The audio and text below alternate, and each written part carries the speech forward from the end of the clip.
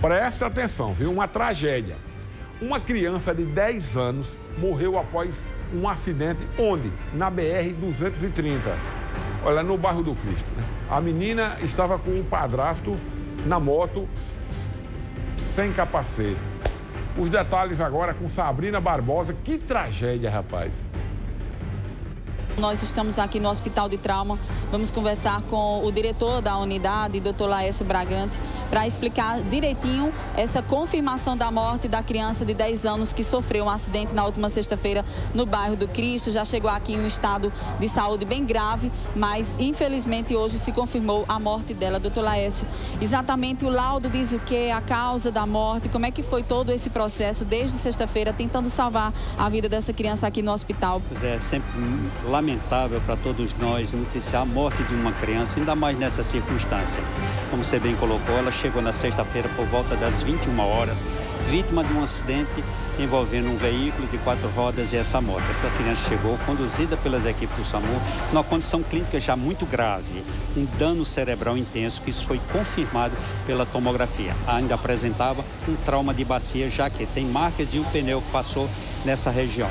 Então, a criança já chegou numa condição muito grave, como eu disse, e infelizmente, mesmo com todos os cuidados desenvolvidos pelas equipes da neurocirurgia, da cirurgia geral, das equipes da pediatria, infelizmente confirmamos o óbito dessa criança agora na madrugada de hoje.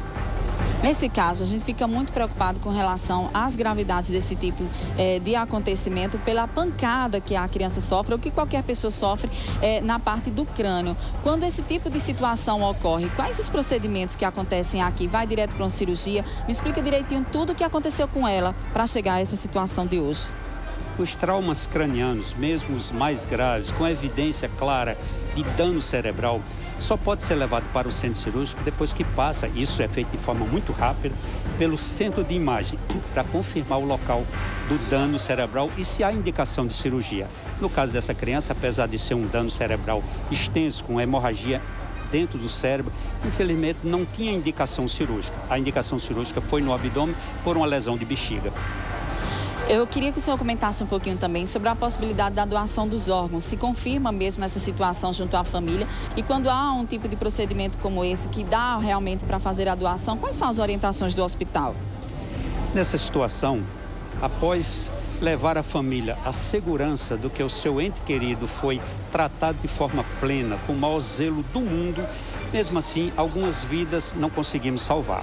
Nessa situação, após confirmado o exame de morte cefálica, que destacamos que no Brasil o exame é extremamente rigoroso, feito por 3 médicos diferentes, uma vez confirmado, a família é contactada pelas equipes da Central de Transplante, não é a mesma equipe que presta assistência, é uma outra equipe que faz o contato.